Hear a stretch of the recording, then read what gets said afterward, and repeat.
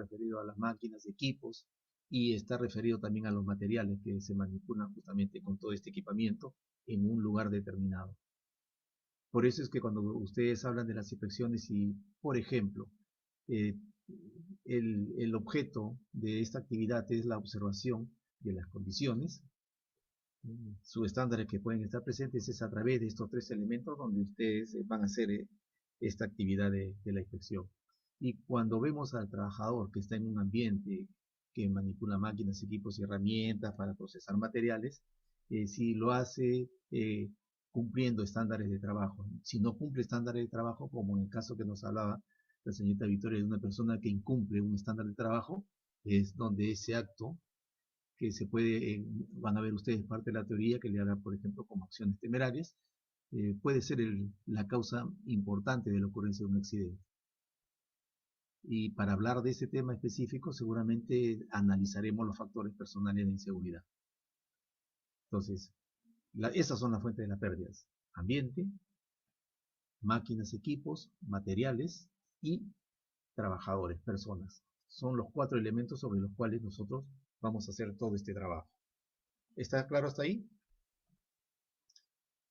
Sí, profesor. Bien, bien, gracias. Entonces,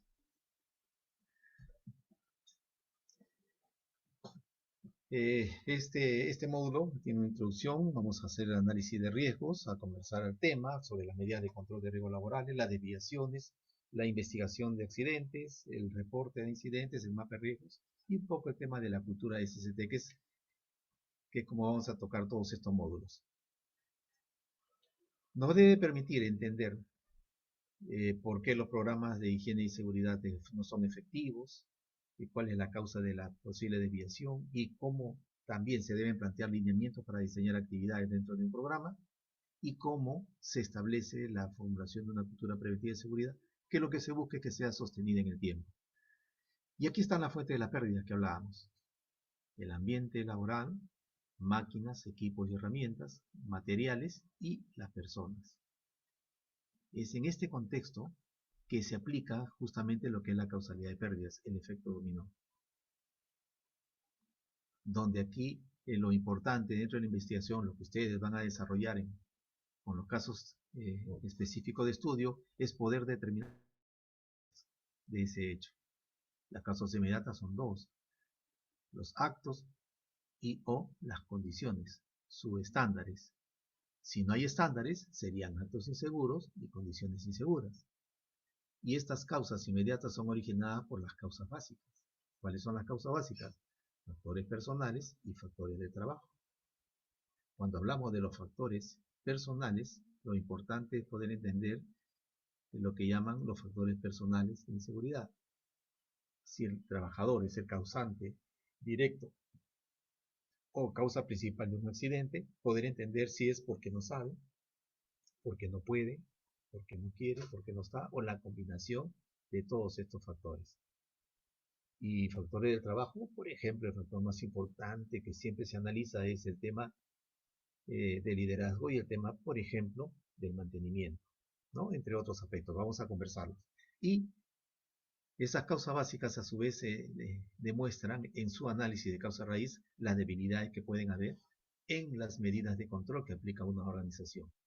Y como bien hace el señor Beer, él propone 20 elementos en un programa, y los cuales desarrollados y asignadas los liderazgos para el desarrollo de estas medidas de control van a permitir justamente que la organización esté sólida en lo que es control de riesgos laborales.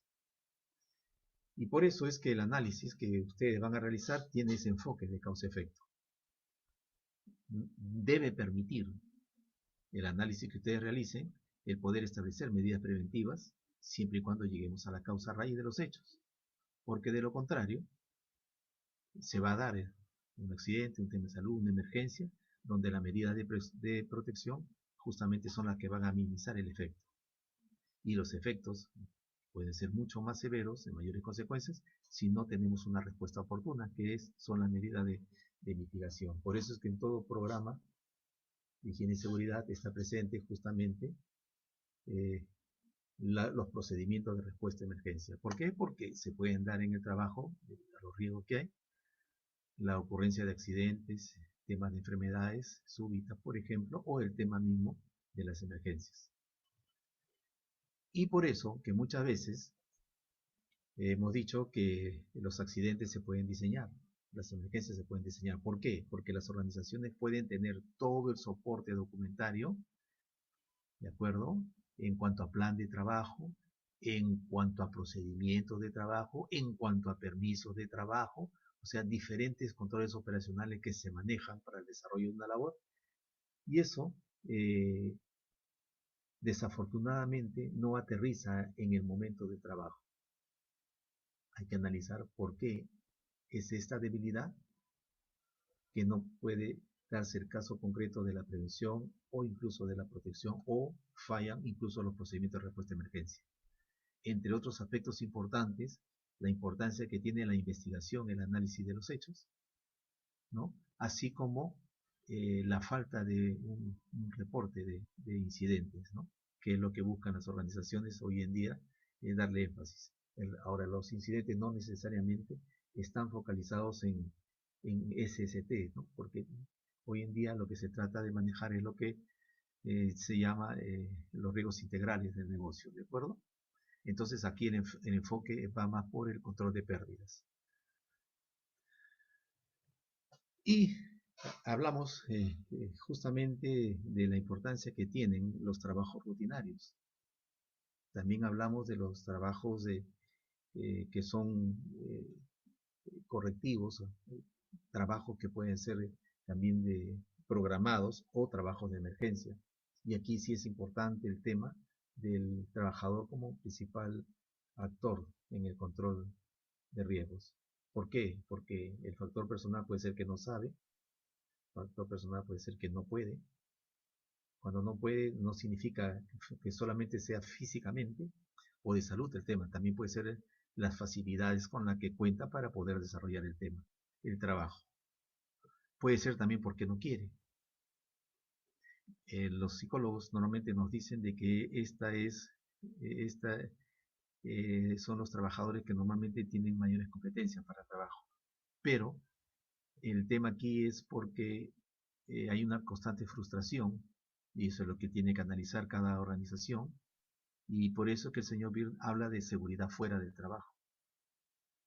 Entonces quiere decir que los problemas de accidentalidad para este factor de personal de seguridad no es necesariamente el trabajo.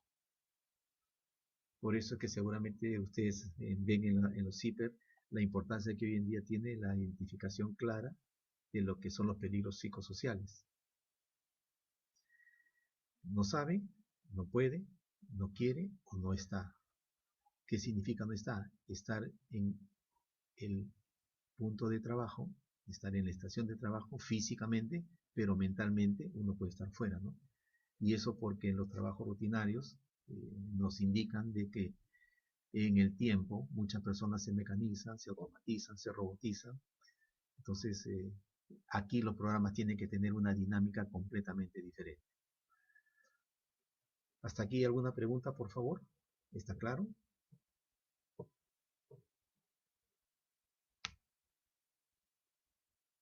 En el accidente que nos muestra la señorita Victoria García, menciona incluso que hay una actitud impropia del trabajador, el hecho de no esperar, etcétera, etcétera, y realiza el trabajo. Seguramente que tenemos que tener un análisis un poco más a detalle para poder establecer un análisis de causa raíz.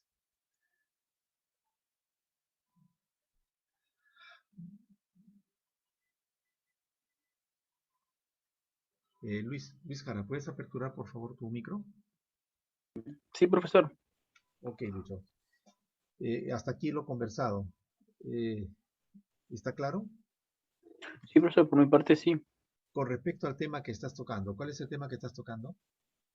Allá es el accidente en la empresa petroquímica en China. Es la Sí. explosión de la planta en Jilin. Sí, seguramente vamos a ver ahí un aspecto importante de lo que significan las emergencias, en este caso la explosión, y hay un factor importante que va relacionado con el factor de trabajo. Sí, Anthony, ¿está tu micro aperturado?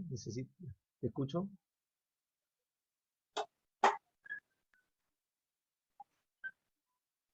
¿Tienes alguna pregunta, Anthony?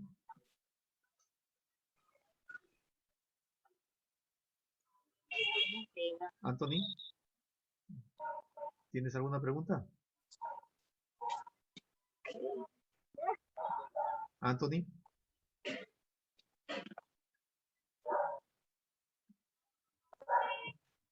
Bueno, vamos a continuar. Sí, sí, Anthony. No, disculpe, profesor. Lo que pasa es que está mi internet fallando, no sé por qué. No te Me preocupes, pasó hace un momento también tranquilo. algo y salió así y ¡pum! Me botó. No te preocupes, no te preocupes. Tranquilo, tranquilo. No hay ningún problema, por favor. No se sientan mal. No se preocupen. Bueno, hemos conversado desde el anterior, tenido que un punto clave justamente es la determinación clara, y ustedes lo tienen, con respecto al peligro, el riesgo asociado al peligro, y cómo es que las organizaciones determinan sus riesgos aceptables. ¿No? ¿Qué es un riesgo aceptable? Vamos a trabajar ese tema. Y recordar que siempre se maneja, siempre se aplica en, en la dinámica de los programas lo que es el mejoramiento continuo, ¿no? El PDCA. Planificar actividades, ejecutarlas, medirlas y corregir si el caso es necesario. ¿Por qué es importante la medición? Ya sabemos que todo lo que se mide se puede mejorar. Lo que no se mide, no habría esa oportunidad de poder hacer los cambios adecuados. Y por eso es que ante la falla importante de las actividades preventivas de protección o de mitigación es que se pueden dar los accidentes tecnológicos. Y todos los temas que ustedes están tocando son accidentes tecnológicos. Posiblemente alguien también, alguno de ustedes, pueda también hacer el análisis con respecto a un accidente causado por un fenómeno natural. ¿De acuerdo? Entonces también podemos tocar ese tema y ver cómo sería nuestro análisis en ese caso.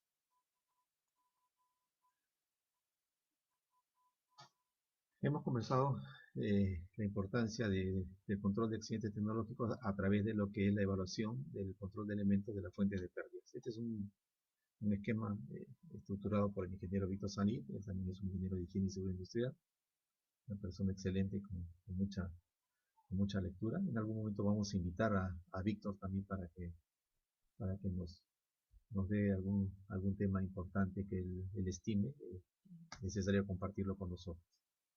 Pero se trata de tres fases importantes dentro de este esquema de lo que es el trabajo, un aspecto infraestructural, estructural y el hiperestructural. Con respecto al infraestructural y al estructural, ustedes pueden apreciar que aquí de lo que se trata es justamente de las fuentes de las pérdidas.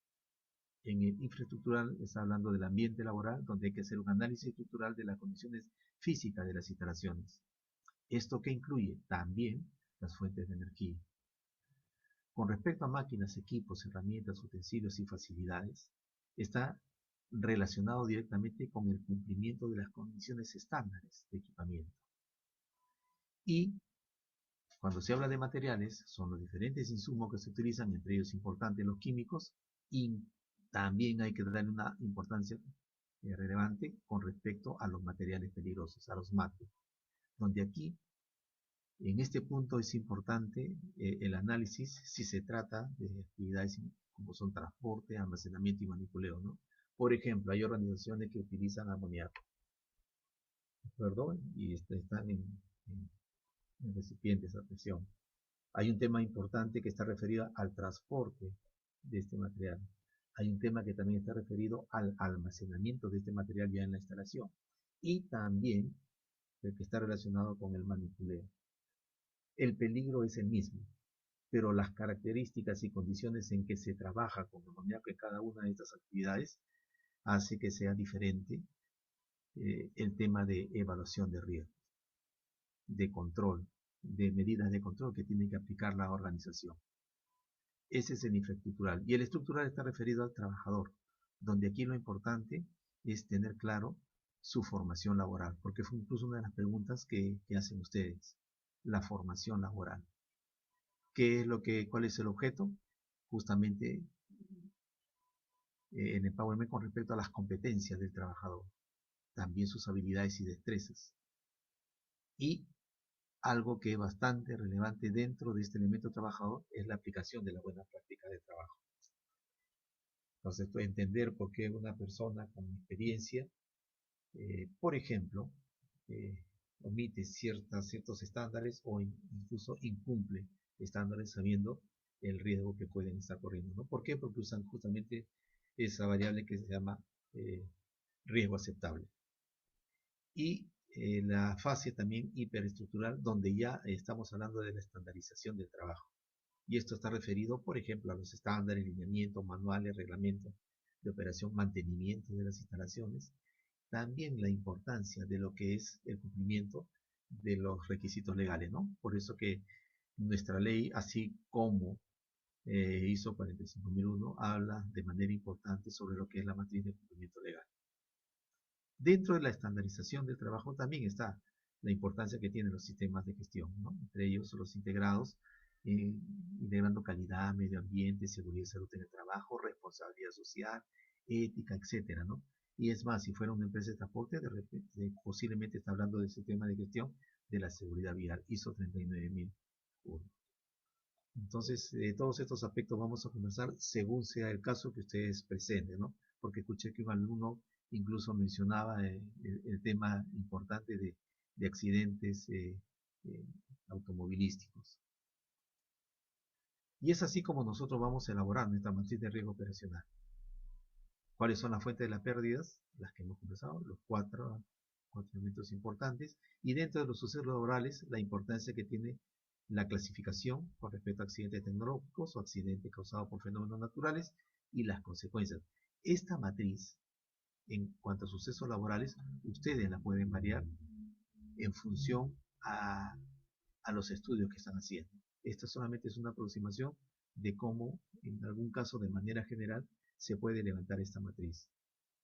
¿Qué significaría en el caso de accidente severo? Por ejemplo, es ver aspectos personales, si lo vieron, como el accidente fatal, un trabajador. Pero también hay organizaciones donde el accidente tiene que ver con su sistema, con sus procesos. Por eso es que ustedes ven que en cuanto a consecuencias, es importante hablar de daños, no solamente personales, sino también de daños patrimoniales, pérdidas económicas que pueden ser importantes, incluso totales, daños al sistema, al proceso, y en cuanto al proceso puede ser con impacto negativo en la continuidad del negocio.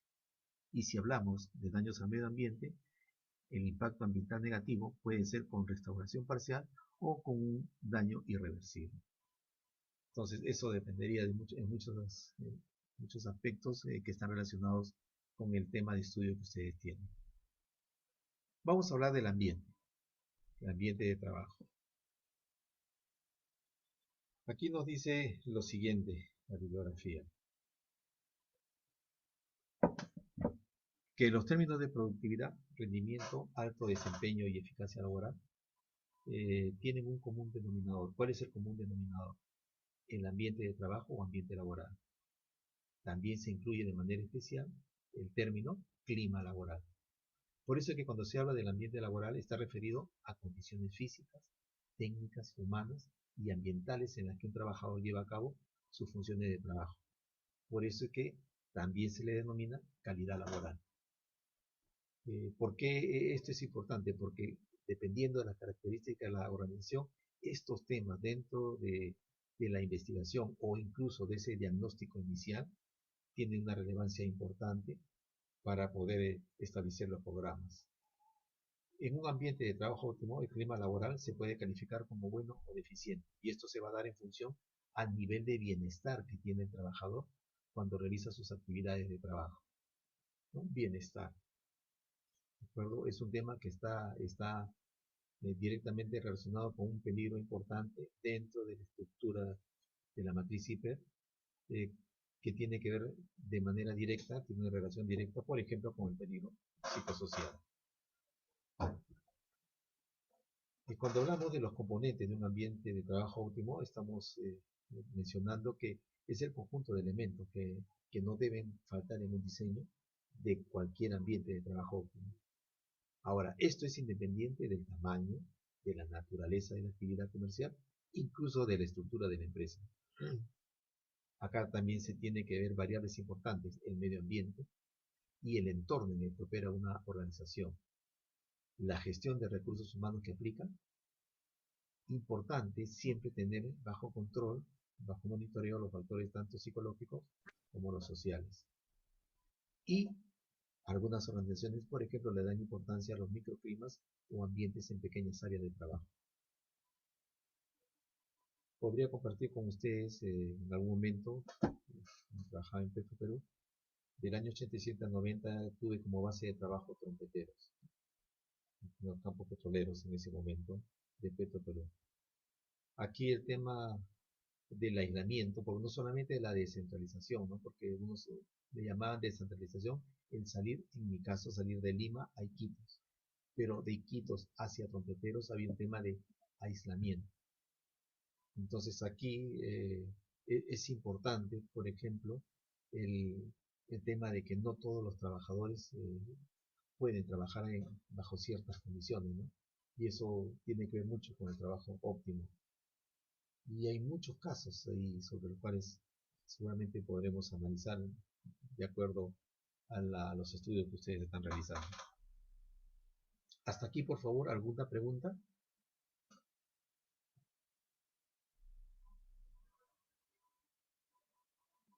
Señorita Maciel Villar, ¿puede aperturar por favor su micro?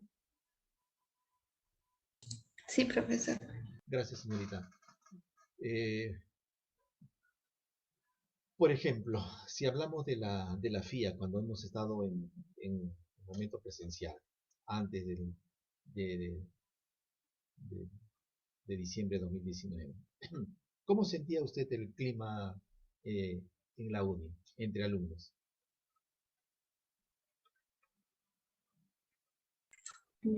Bueno, entre alumnos, entre mis compañeros, yo considero que era un clima agradable, tranquilo. ¿Qué es lo que hacía agradable ese ambiente?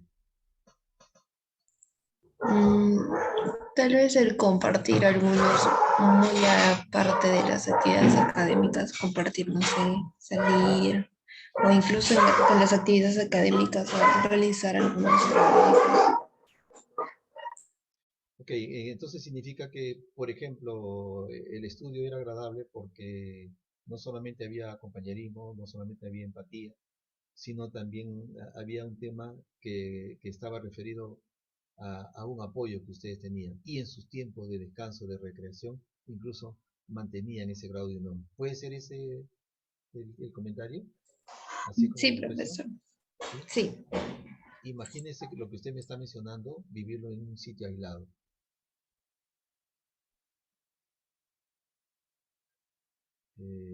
Profesor, le ¿Dónde? escucho un poco bajito.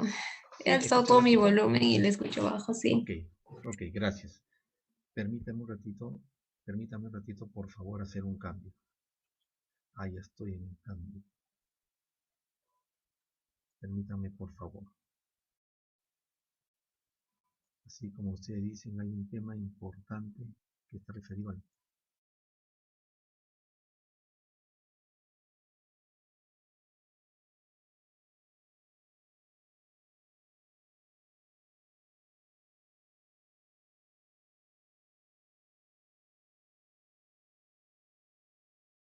Ok.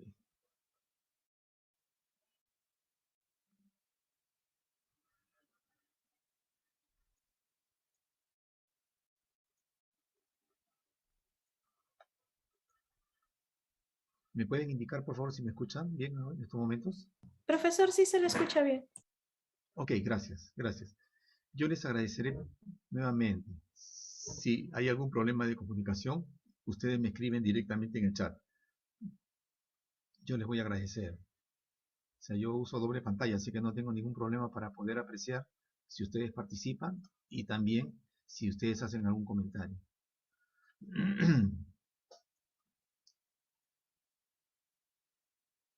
Entonces, estábamos conversando sobre los ambientes de trabajo. Nosotros, dentro de nuestra especialidad, cuando justamente hacemos estas inspecciones, dependiendo de las características del trabajo, como es el caso que le mencionaba de trompeteros, el vivir aislado. Y les decía de que eh, no todas las personas estamos preparados para vivir aislados. Posiblemente eso pueda explicar en nuestros hogares cómo ha sido el comportamiento de nuestra familia durante la pandemia, durante la cuarentena. Algunos de nosotros pudimos adaptarnos fácilmente y aceptar el encierro, mientras que otros miembros de la familia, pues ya se podía denotar el estrés que esto origina, ¿no? Entonces, por eso es importante cuando se hablan en este caso, de programas de trabajo, higiene y seguridad, tener claro todo este diagnóstico que nos permita hacer los diseños adecuados con respecto a cada uno de los elementos que vamos a considerar. ¿Hasta ahí está claro, por favor? ¿Me han escuchado? ¿Sí? Con la señorita que conversábamos que no me podía escuchar bien, yo le agradecería que me indique, por favor. Sí, profesor. Ok, gracias, muchas gracias. Bien, ¿cuáles son las estrategias para promover un ambiente de trabajo óptimo? Además de la dirección y la creación de un ambiente de trabajo óptimo, que es el clima laboral óptimo, aquí convergen dos áreas que son importantes. El área de recursos humanos de la empresa, porque a ella le corresponde la gestión del bienestar de los trabajadores.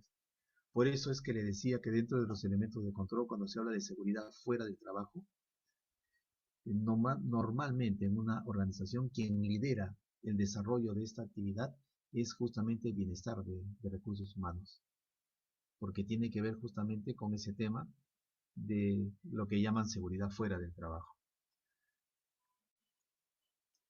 Dentro de estas estrategias para promover un ambiente de trabajo óptimo, nos indica con una pregunta clara, ¿no? ¿Cómo se puede implementar un clima laboral que garantice la comodidad de los trabajadores, las buenas relaciones entre ellos, un nivel mínimo de bienestar y una serie de condiciones para el despliegue de talento y habilidades?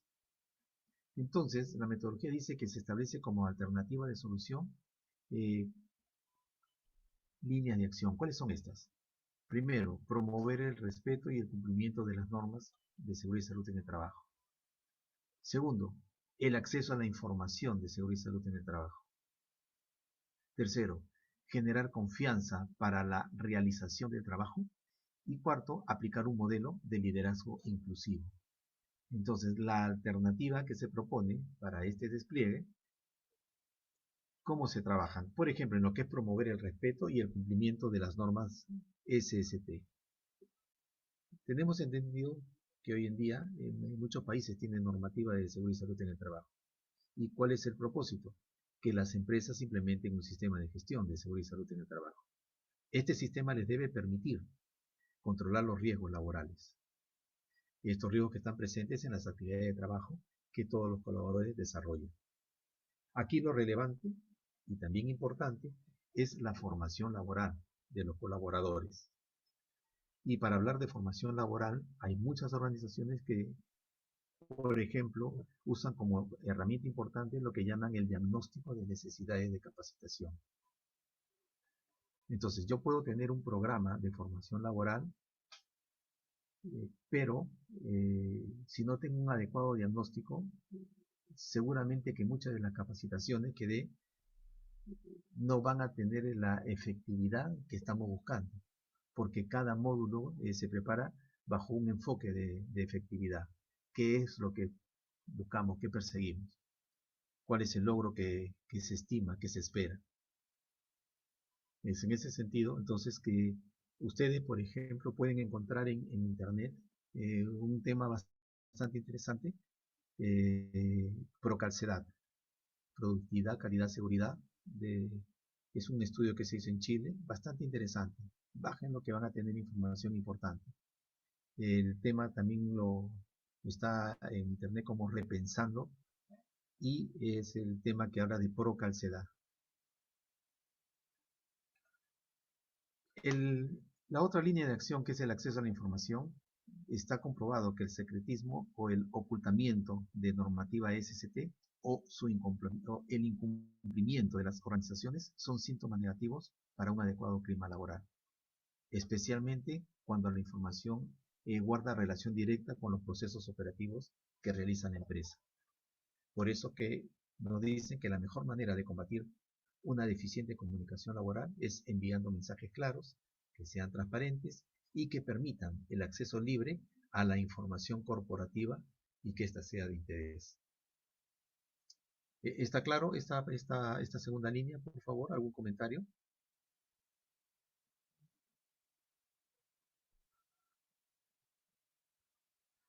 Señorita Iván Morales, ¿puede aperturar su micro, por favor?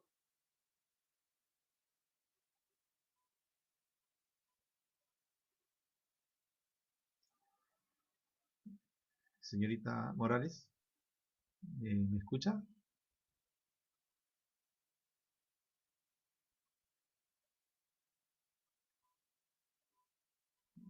¿Me pueden indicar, por favor, si me están escuchando? De repente sigo teniendo problemas.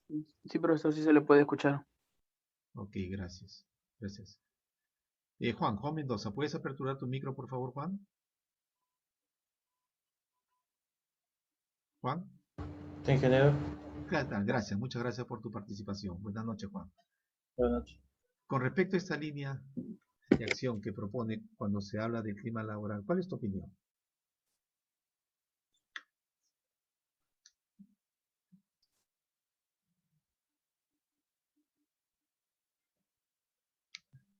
Mm, eso usualmente a veces ocurre cuando hay auditoría. Sí, es cierto, sí. Entonces que no cumplen todas las normativas o solo cumplen para ese momento. Un poco como que lo que estamos gestionando son documentos y no el riesgo en el campo de trabajo, ¿verdad? ¿Verdad, Juan? Sí. ¿Has tenido oportunidad de practicar en alguna Mm, empresa? prácticas no, pero sí he estado en unas obras, construcción. Ah, Y puedes. he visto que sí omiten algunas cosas. Por ejemplo, cuando me acuerdo que estaban haciendo un reservorio, estaban haciendo la parte de arriba, cuando es trabajos en altura, pues hay algunos trabajadores que no tienen su línea de vida o se desenganchan para poder llegar rápido a un lugar. Entonces, ¿qué es lo que hacen el inspector? Entonces, lo ve, pero no lo anota. Entonces, como que, y eso es, entonces ya una o dos veces, pero de ahí que lo hagan varias, creo yo que eso deberían ser anotado y debería ser sancionado. Entonces, en esa parte, Una consulta, Juan, y gracias por tu comentario. También puede darse el caso de que las condiciones en que se realice el trabajo no son las adecuadas y más bien el uso de repente de un arnés y una línea de vida puede significar una condición de riesgo para el trabajador.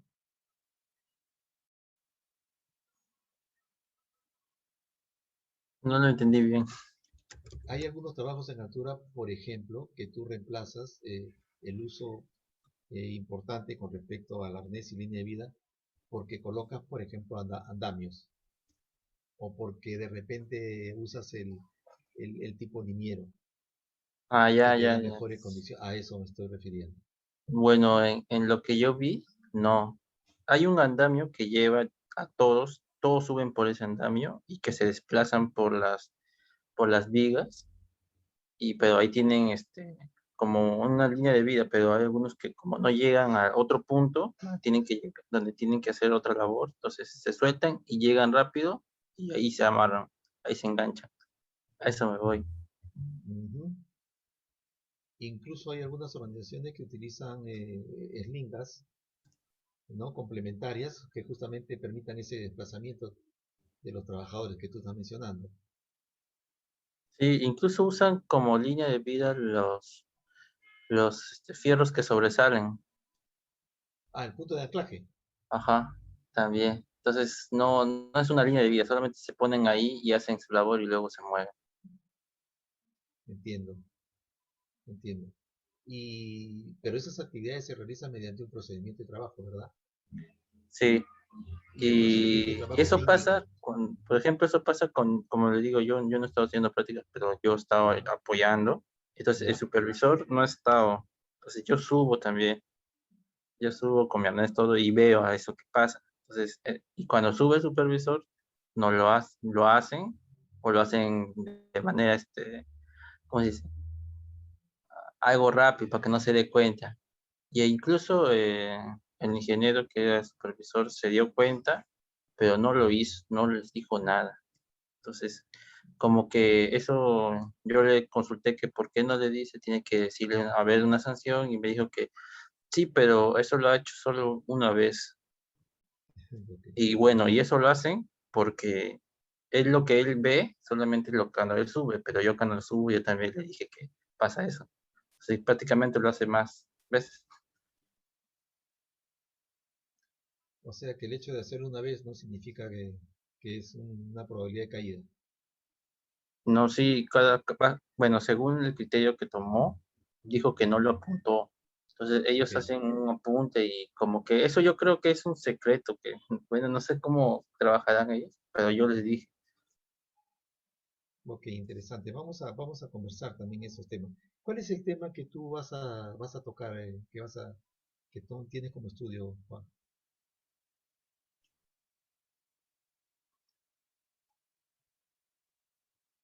Bueno, yo voy a hablar, bueno, yo voy a hablar sobre un tema que pues, sucedió en el exterior, que son una explosión en una planta nuclear Ah, interesante. Rusia, Japón, en Japón. después del terremoto, Sí, Fukushima, sí, esa. es un tema bastante interesante, muy bonito. Es bastante bonito ese tema. Seguramente con tu aporte todos nosotros vamos a tener puntos de vista y seguramente muchas preguntas. Gracias Juan por tu participación, muchas gracias. Ujú. Y la otra línea de acción que estamos viendo está referida a generar confianza. Y aquí nos dice que los trabajadores de una empresa se desenvuelven mejor en ambiente de trabajo donde los directivos transmiten sensación de confianza, coherencia y resolución. Un poco es lo que nos está explicando en ese momento Juan, ¿no? Con respecto a este tema, ¿no? Cuando hablamos de confianza y la falsa sensación de seguridad o de compañerismo, etcétera, ¿no? Que puede haber. Y la cuarta línea de acción está referida al modelo de liderazgo inclusivo. Aquí nos dicen que eh, aquí influye directamente en la construcción del clima laboral el modelo de liderazgo. Y nos habla, por ejemplo, de que los líderes autocráticos o burocráticos siempre suelen generar rechazo. Sin embargo, aquellos líderes que promueven el diálogo, la participación y la interacción, eh, no solamente van a gozar de aceptación o prestigio entre los colaboradores, muchas veces este tipo de líderes llegan a convertirse en referentes, ¿no? Entonces es un tema que hay que trabajar. Hay personas que son líderes innatos y otras personas que en el tiempo van desarrollando esta capacidad de liderazgo. Y en muchas organizaciones, por ejemplo, no es importante el liderazgo jerárquico. ¿Qué quiere decir? Que incluso entre sus pares, dentro de los trabajadores, hay algunos colaboradores que reúnen las condiciones y es ahí donde se debe trabajar con este tipo de, de colaboradores. Es todo un tema. Por eso es que seguramente ustedes han escuchado hablar de seguridad basada en el comportamiento. En seguridad basada en el comportamiento, por ejemplo, un aspecto importante está referido al tema liderazgo. Así que en algún momento también podemos tocar eso. Tengo la intención de también invitar a un psicólogo, una persona con la que tengo la oportunidad de hacer diferentes trabajos, es el licenciado Jorge Guerra. Vamos a invitarlo también para que nos dé algunos comentarios importantes y tengamos nosotros también algunos puntos de desarrollo ahí. Entonces, cuando hablamos de las estrategias para promover un ambiente de trabajo óptimo, está referida a acciones. ¿Y cuáles son las que se consideran importantes? El crear un clima de respeto, este es un punto importante. El tema de cooperar en lugar de competir. Por eso que en algún momento conversábamos con ustedes, el tema para nosotros como S2 es el de ser más competentes, ¿no? No más competitivos, ¿no? Entre nosotros no debemos competir, es todo lo contrario. Entre nosotros siempre tenemos que no solamente el tema de confraternizar, sino también de establecer empatía, de establecer difusión de conocimientos. Cuando ustedes participan de un tema importante que han logrado desarrollar, le da la capacidad de afianzar conocimientos, pero también es oportuno si alguno de los participantes tienen preguntas. Entonces eso nos permite ampliar mucho más el panorama. Otra acción importante dentro de las estrategias para promover el ambiente de trabajo óptimo está referido justamente al tema de la autonomía. También el enfoque familiar, ¿no? Que tiene que ver con seguridad fuera del trabajo. La empatía que hablábamos. El hecho importante de la construcción de un espacio físico agradable, como nos mencionó una señorita, con respecto a cómo era el ambiente presencial en la UNI, ¿no? Imagínense cómo va a ser el reencuentro cuando ya se regrese a las aulas. Y bueno, seguramente ahí también se van a compartir aspectos importantes de lección aprendida con respecto a este aislamiento, ¿no? El mundo ya cambió. Y aquí es importante lo que se llama velocidad de cambio. Y en lo que es velocidad de cambio, el tema de el ser reactivos o no también cobra importancia. Dentro de las acciones importantes para las estrategias de promoción de ambientes óptimos está justamente el tema del liderazgo, ¿no? Entonces aquí las organizaciones justamente vienen trabajando en este aspecto de manera relevante. Otro tema está referido a la estimulación. O sea, por eso que cuando se habla de la promoción de la seguridad, ¿cómo se estimulan a los trabajadores? No necesariamente es económico. No necesariamente es económico. Puedo compartir con ustedes algo que manejó una organización líder en cervecería. Y todo empezó en su primera etapa con la entrega de cartas de felicitación en ese momento de la gerencia general. Pero esta carta no se le entregaban al trabajador, esta carta se le entregaba a domicilio y lo recibía siempre alguien del seno familiar. Entonces la familia tenía oportunidad de dar lectura a un documento de felicitación, ¿no? Por alguna actividad o alguna acción destacada de los trabajadores. Después, posteriormente, era con los productos de la misma empresa, ¿no? No solamente cerveza, el tema de gaseosas, en fin, todos los beneficios que manejaba en este caso la corporación. Por eso le decía, no necesariamente es económico, ¿no? el tema. O algunas reuniones donde se invitaban a los trabajadores destacados y se hacía la presentación a todo el núcleo de trabajadores, que era importante. Bueno, no son recetas, cada organización necesita hacer el diagnóstico necesario para poder entender cuál es su clima laboral. Hasta aquí, ¿algún comentario, por favor? Son las 8:32. Vamos a tomar un descanso. Vamos a entrar en 8:45, por favor. Cuarto para las 9. Entramos para que ustedes puedan tomar un café y puedan tener un espacio de relax. ¿Les parece? ¿Los escucho? Sí, profesor, está bien. Ok, Bien, permiso. Ok, entramos un cuarto para las 9. Permiso. Laborales. Aquí está claro para ustedes lo que es peligro, lo que es riesgo. Y la orientación peligro. Entendiendo que hay peligros que impactan en la integridad física, que son los que ustedes acá pueden apreciar en color verde, y peligros que impactan en la salud. ¿De acuerdo? Por eso que están en color naranja, como ustedes lo aprecian en sus pantallas. Y tienen las letras asociadas SO, salud ocupacional, mientras que en el tema de los peligros que están identificados con color verde, tienen la letra S.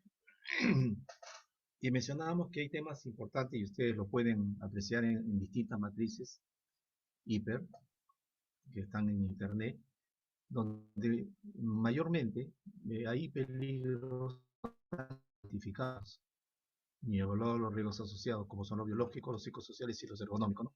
Porque son peligros que normalmente también traen problemas dentro de la organización, ¿no? Porque hay una serie aspectos que se deben de trabajar y muchas veces no se dan. Hace poco compartía con nosotros el alumno, parece Manuel, donde Juan Mendoza nos hablaba del sector construcción, ¿no? Y aquí es un tema importante de cara a todo lo que es el manejo de gestión en cuanto a peligros biológicos, psicosociales y ergonómicos. Y es por eso que cuando hablamos de impacto en las matrices, vemos que los peligros mecánicos, locativos, eléctricos y físico-químicos son los que generan lesiones, y los peligros denominados agentes ambientales de naturaleza física, química, biológica, y los factores ambientales ergonómicos y psicosociales son los que impactan en la salud, ¿no? En el deterioro, y son los que llaman con el tiempo, si es crónico, enfermedades del trabajo. Dentro de las medidas de control de riesgos laborales, usamos la técnica del TASC, lo que es el efecto dominó. Y aquí lo importante es que podamos nosotros entender las causas inmediatas en esta determinación, que son las acciones subestándares y las condiciones subestándares. A su vez nos permite determinar las causas básicas, donde están los factores personales y los factores del trabajo. Eso nos permite entender la debilidad que puede haber en el tema de control de la administración, que son los 20 elementos que es fuera del trabajo. Aquí vamos a conversar. José, mira, ¿puedes aperturar tu micro, por favor, José? Sí, profesor. Gracias, José. ¿Me escuchas bien, José? Sí, sí, lo escucho bien. Ok, gracias. Seguramente que tú has tenido oportunidad de desarrollar, y esto es con Javier Taibe, que es el profesor del curso, en lo que es investigación de accidentes, han aplicado la técnica del TASC. ¿Es así, José? Sí, pero no recuerdo mucho. Pero sí, No hay problema, no te preocupes, por ya, favor. sí. Vamos a retomar estos temas, no hay ningún problema. Pero sí me permite entender que necesitamos fortalecer. Josué, ¿has tenido oportunidad de leer el libro de liderazgo práctico en el control de pérdida de Fran Bier? No, profesor. Este libro está en internet. Para nosotros de S2 es la Biblia. Pueden bajarlo. Y van a encontrar ustedes una serie de aspectos que le va a permitir fortalecer todos los conocimientos que ustedes van adquiriendo en la especialidad. Bueno, ya tengo el chat con ustedes. Quisiera saber si alguno de los alumnos tiene el libro de liderazgo práctico en el control de pérdida de PI. Dentro de las señoritas, alumnas o alumnos, ¿me pueden indicar, por favor? Profesor, disculpe, ¿puede volver a repetir porque no lo escucho bien? El libro es liderazgo práctico en el control de pérdidas. ¿Me copió? Acá veo, la señorita Pizarro lo tiene. Señorita Pizarro, Sí, ¿usted profesor. puede compartirlo con los alumnos por chat, por favor? ¿Me puede indicar?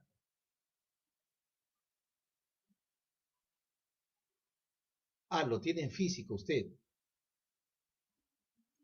Lo tiene en físico. Lo tiene en físico, ya.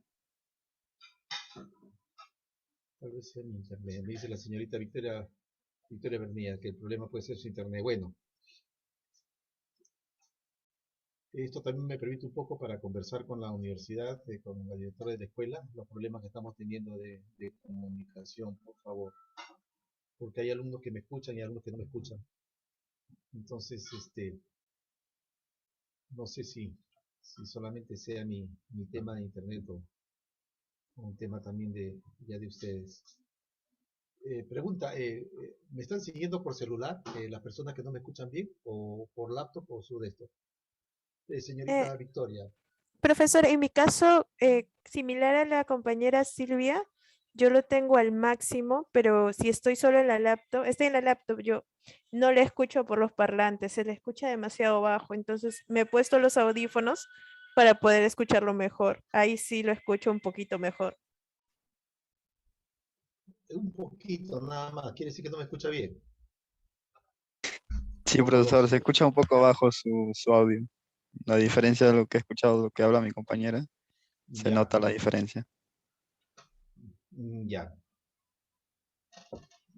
Ya, seguramente hay que hacer algunos ajustes. Permítame, por favor. Vamos a ver, permítame, por favor. Permítame ver este tema.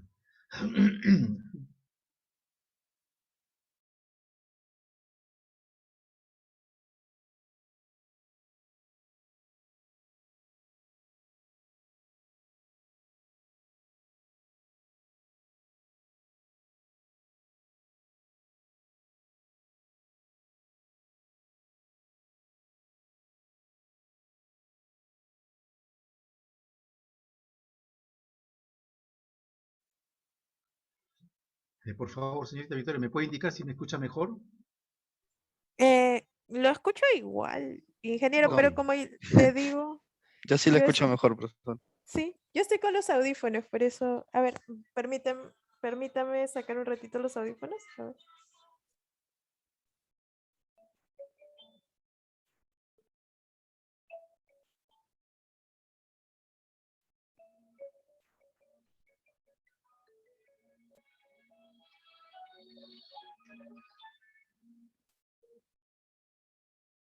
Creo que sí, un poquito mejor.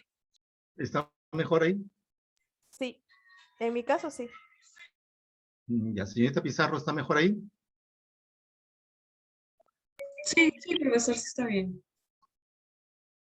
Ok. Bueno, vamos a seguir. Les decía lo siguiente. Aquí la importancia del task. Y ese libro, vamos a tratar de, si es que usted no lo tiene, esta misma noche yo se lo voy a pasar se lo voy a pasar al WhatsApp. O de repente lo hacemos de una vez, por favor. Porque eso de hacerlo, permítanme un momento, por favor.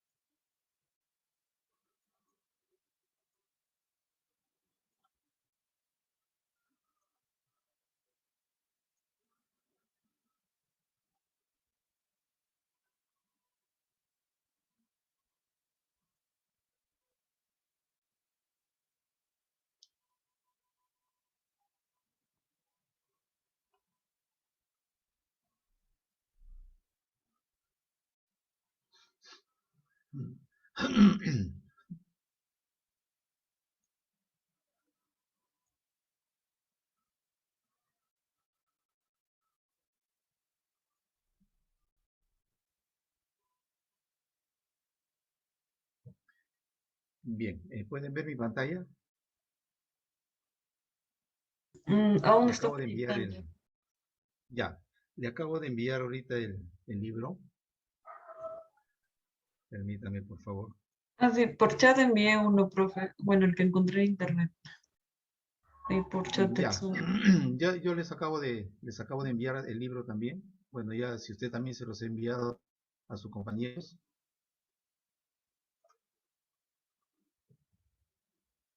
espero que tiene un peso importante, así que seguramente que en el transcurso, ya está en el sistema, ya tienen el libro, no sé si puedan ver en el chat, pero bueno, ya tienen el libro.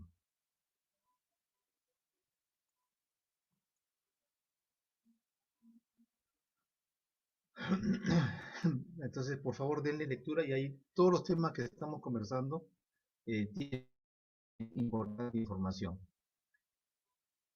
Entonces, ¿de qué se trata? En nuestro programa de higiene y seguridad industrial deben estar como mínimo los elementos que estamos presentando. Por eso es que cuando ustedes hagan la investigación de accidentes, ustedes van a tener la posibilidad, justamente de poder entender cómo ubicar los diferentes elementos de control. Y es aquí, en la determinación de causas inmediatas, causas básicas y la debilidad en los elementos de control, donde se debe revisar necesariamente el tema de liderazgo y administración, entrenamiento, inspecciones, análisis, procedimientos, evolución de programas, comunicaciones, etcétera, etcétera, ¿no? Todo lo que ustedes pueden apreciar. Así como en el accidente, que es el contacto, la importancia que tiene la sustitución de equipos luego de la investigación, también el tema referido a equipos de protección personal o protección colectiva, incluso el tema de reducción de energía liberada o modificaciones que se necesiten hacer en las instalaciones. Y en la etapa de contacto, justamente todo aquello que esté relacionado con las contingencias, con los programas de respuesta, si es que han sido efectivos o hay que hacer algunas mejoras. El tema de evacuación y rescate con la aplicación de primeros auxilios si se necesitan, ¿no? Así como el rescate de lesionados, medidas para controlar pérdidas o reparación inmediata de equipos y la investigación de accidentes. ¿Hasta ahí está claro, por favor? ¿Alguna pregunta?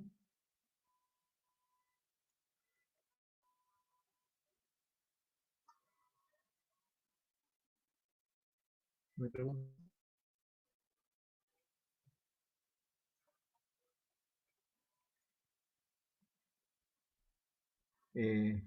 Roosevelt, ¿puedes por favor aperturar tu micro, Rubén? Sí, profesor. ¿Qué tal, Rubén? Gracias por tu apoyo. ¿Has tenido oportunidad de realizar investigación de accidentes? No, profesor. ¿Todavía no? No, todavía no, profesor. Ok, entonces vamos a hacernos también un espacio dentro de esta presentación para ver el tema de investigación de accidentes con ustedes, ¿no? Para las personas que requieren el apoyo en este sentido. Vamos a tocar ese tema. Ya, profesor. Bien. El tema de inspecciones es un tema importante y el tema de observaciones, ¿no? Inspecciones muchas veces le llaman planeadas, otras veces también las observaciones. José, mira, ¿puedes aperturar tu micro, por favor? Sí, profesor. Gracias, Josué. ¿Qué es una inspección o una observación planeada? Inspección. Por ejemplo, donde yo estoy practicando, hacemos lo que se llama rondas de seguridad, donde verificamos cada cierto tiempo, tenemos un cronograma donde que verificamos las condiciones o las acciones que pueden salir, ¿no? Y dependiendo de eso, tenemos un plan de acción donde que se elige a los responsables y el tiempo donde que se pueda subsanar esa observación. No sé si será, bueno, eso es en cuanto a las inspecciones, ¿no? ¿Y cómo hacen la calificación deportiva? ¿Cómo se programa esto? Perdón, Por ejemplo, para verificar la eficacia de las acciones correctivas.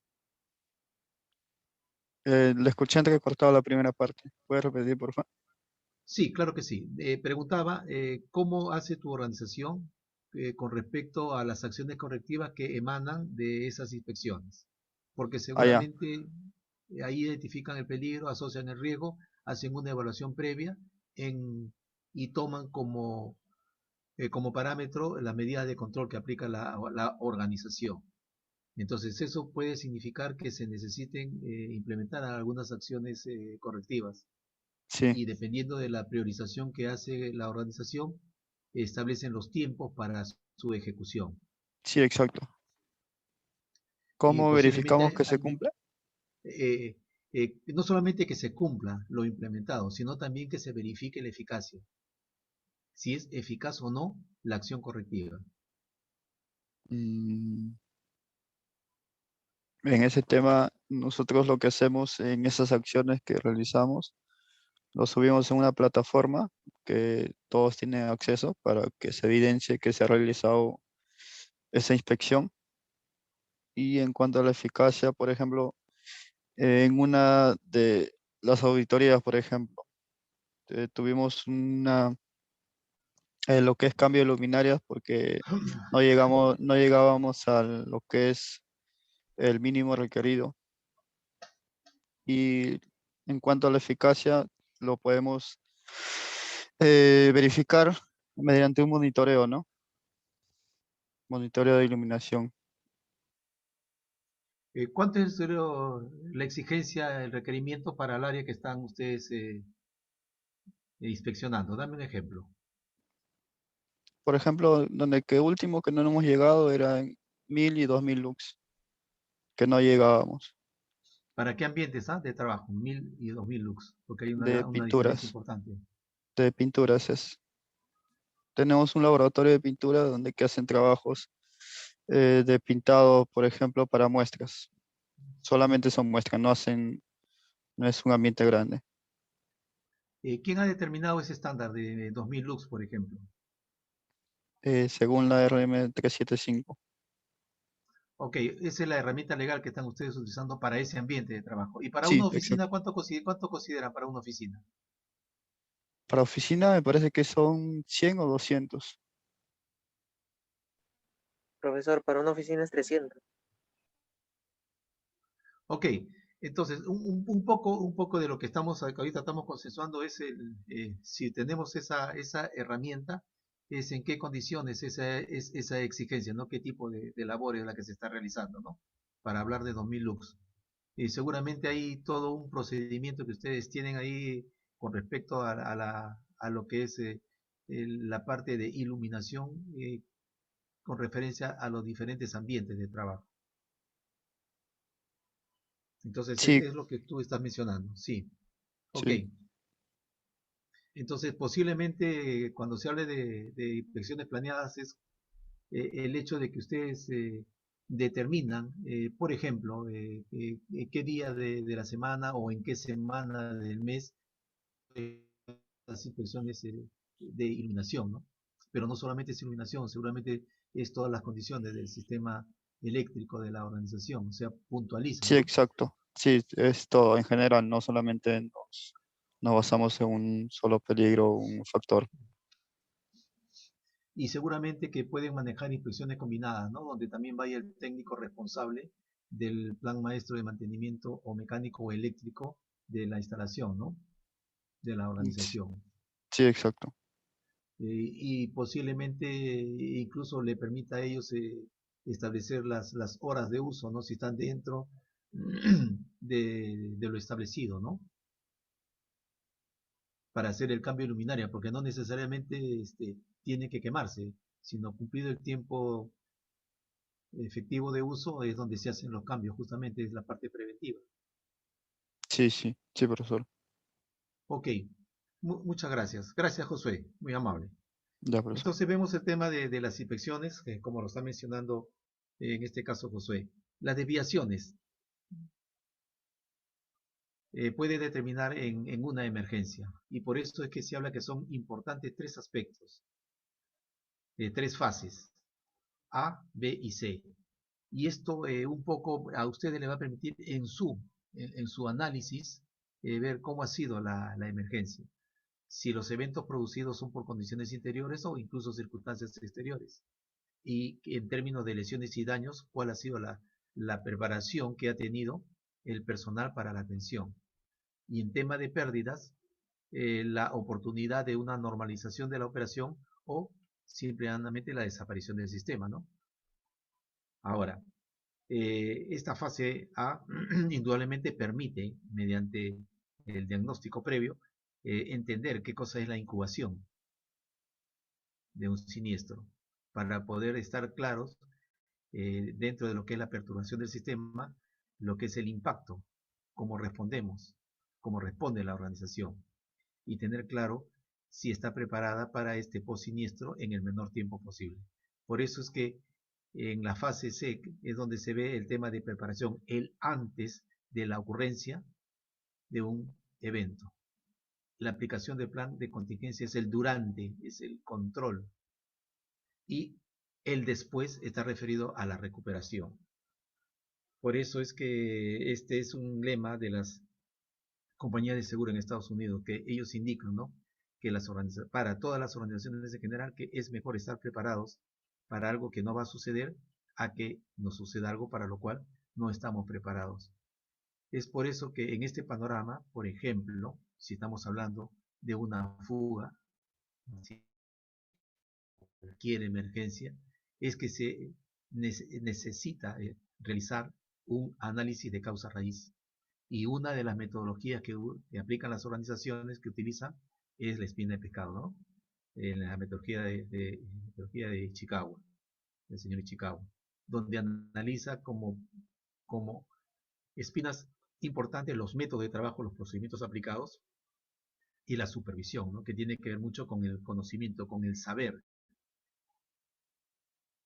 el trabajo a supervisar cómo se desarrolla el trabajo.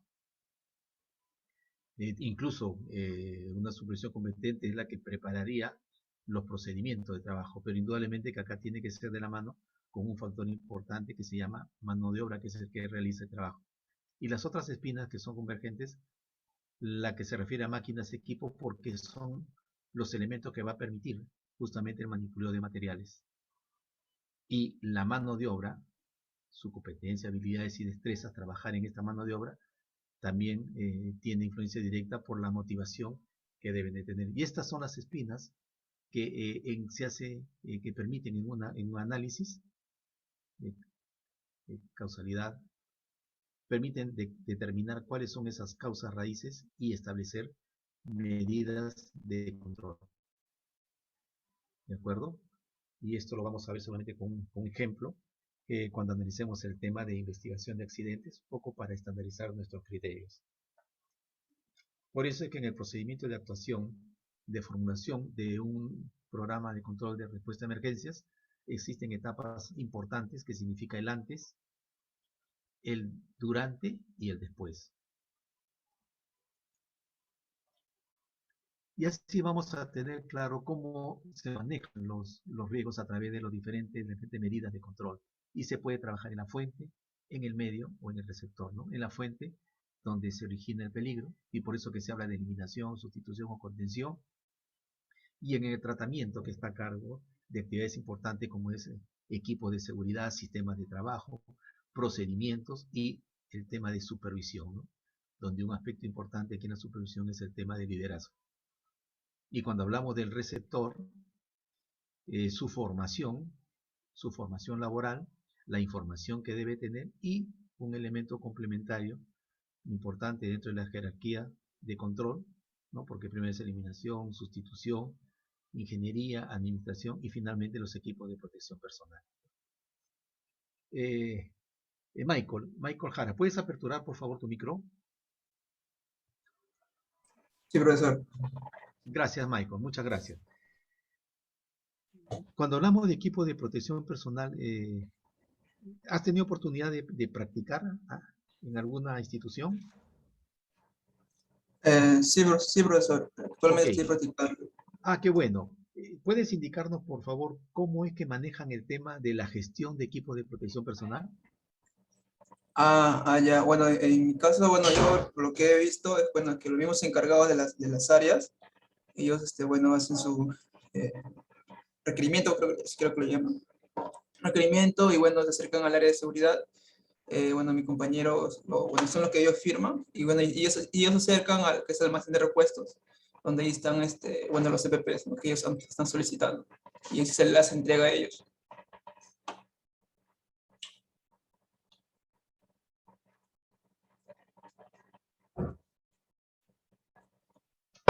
¿Y cómo manejan el tema de la dotación? O sea, ¿lo manejan como una gestión? ¿De cuál, profesor?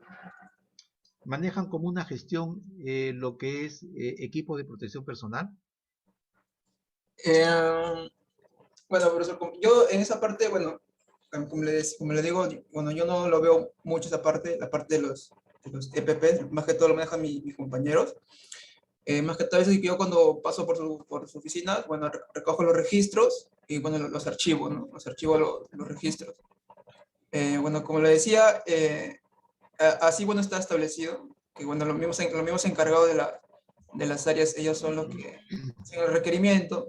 Por ejemplo, ¿no? Sabes que del casco ha llegado un personal nuevo, solicitan lo que es el casco, un guante, las botas, y traen esa hoja, ¿no? Ese requerimiento a la misma área, donde ya mis compañeros son, como decías, ellos son los que firman, ¿no? Para que ya recién el compañero pueda ir recién al almacén a recoger sus EPPs.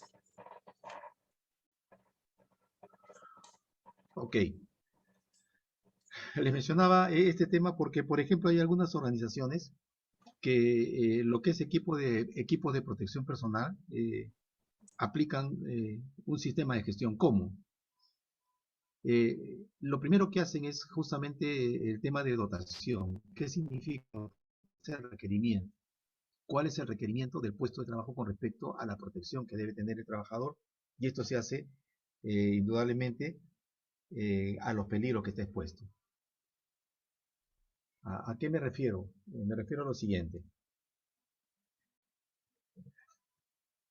Una persona que sufre un tema de dermatosis o dermatitis a nivel de las manos por manipuleo de un producto, le pueden dar un guante.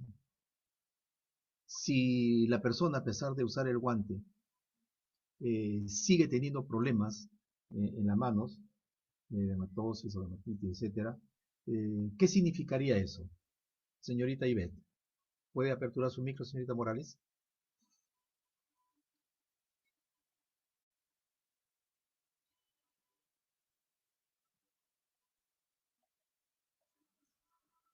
Señorita Ivette, no sé si me escuche.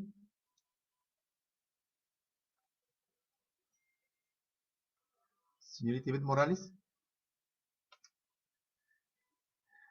Señorita Jennifer Postillón.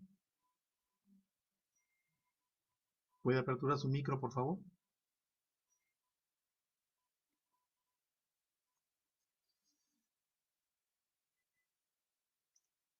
Roosevelt Cadillo, ¿puedes aperturar tu micro, por favor? Sí, profesor. Gracias, muchas gracias, Rubén. Gracias por tu apoyo. ¿Sí me escucha? Sí te escucho, sí te escucho. ¿Entendiste la pregunta? ¿Por qué los guantes no, por qué le siguen produciendo, como dijo, problemas, ¿no? Hay un trabajador que está expuesto, ¿Qué problemas dijo? está manipulando un producto y como consecuencia de ello tiene un tema de afectación en las manos, ¿no? Dermatitis, dermatosis, etc. ¿De acuerdo? Entonces, eso significa que tiene que usar un guante. ¿Está claro? ¿Sí? Ok. Si el trabajador Sí, profesor. si el trabajador sigue teniendo problemas de exposición a este producto, ¿qué significa eso? Que no han El hecho, guante tal no es vez el no han hecho un adecuado. estudio previo. Significa que el guante no es el Claro, el adecuado. adecuado, o tal vez tienen que no, ¿Qué tipo no de han hecho un estudio estudio harías previo. con respecto a ese guante?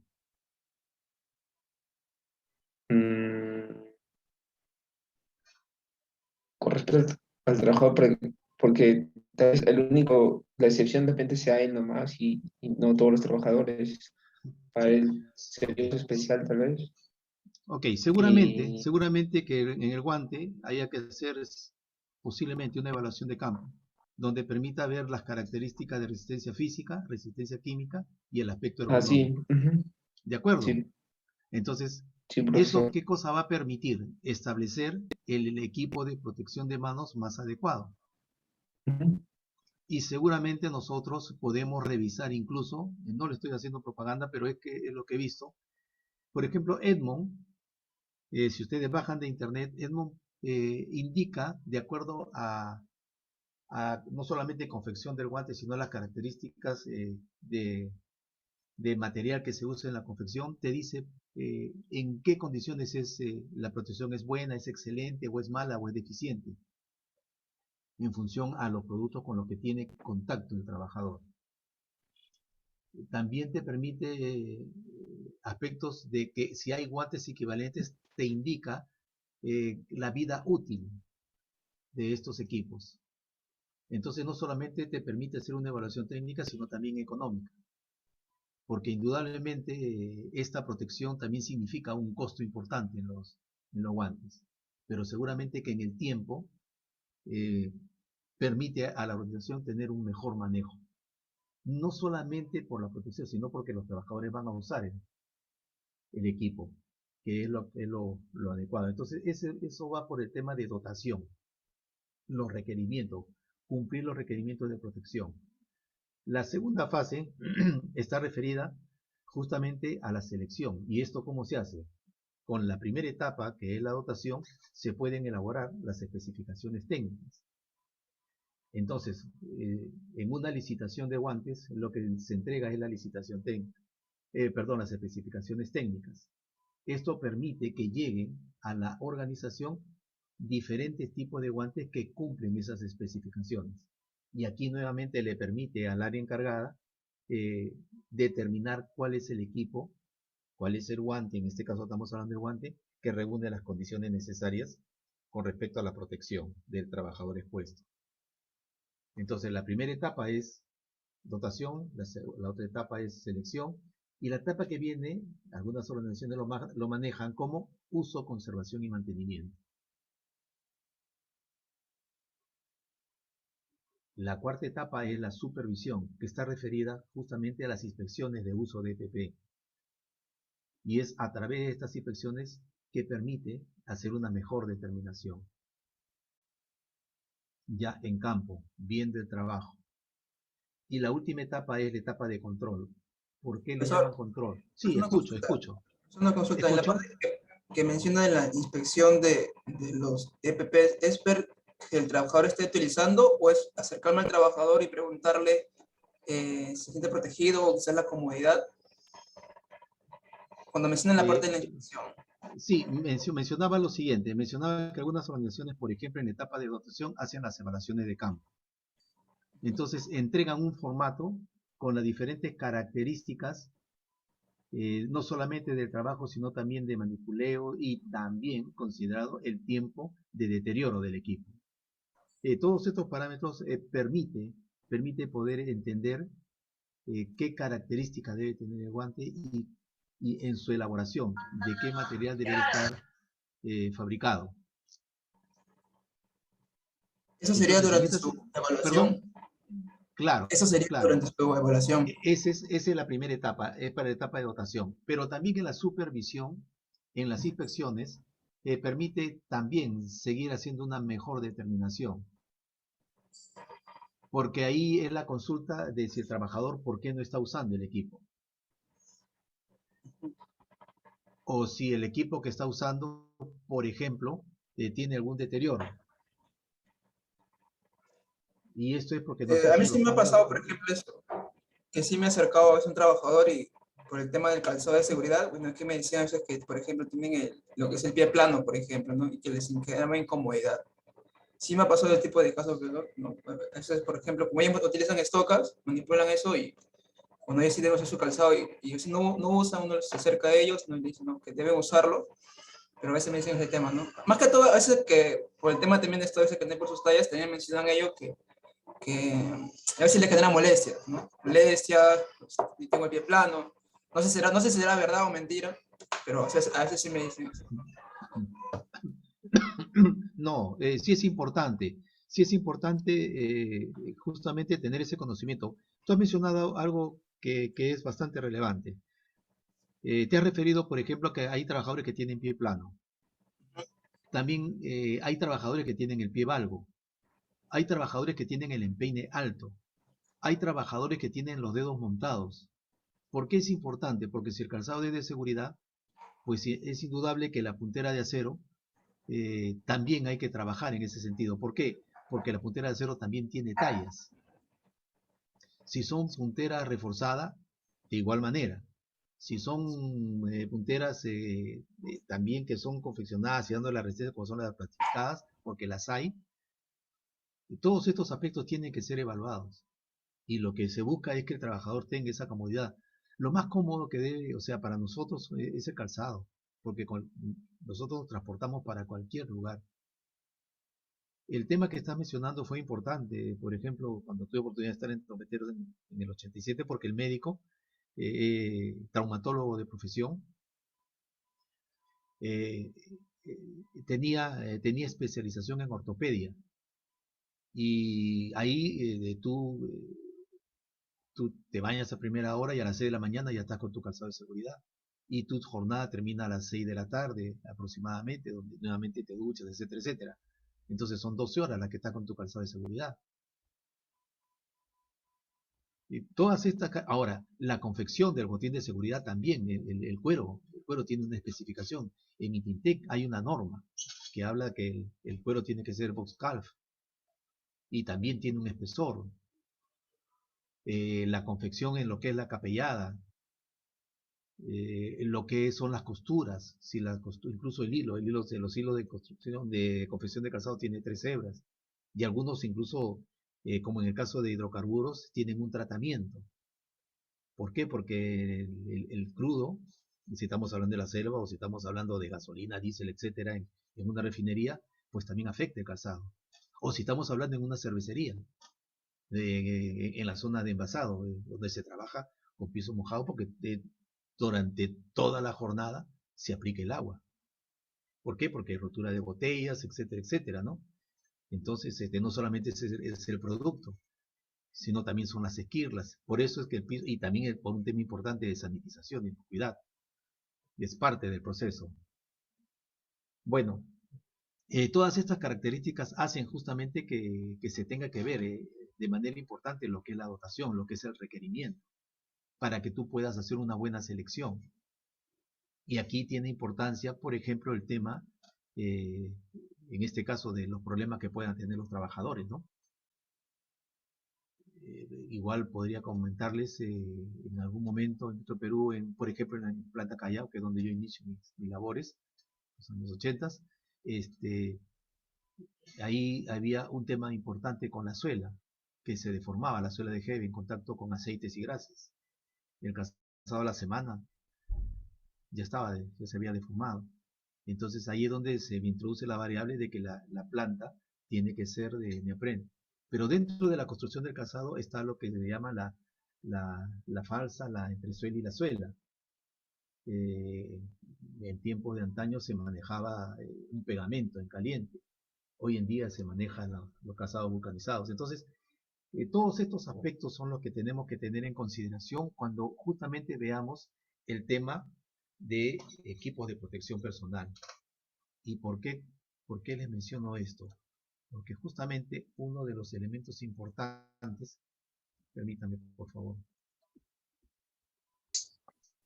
uno de los elementos importantes que habla esta metodología es el tema de equipos de protección personal.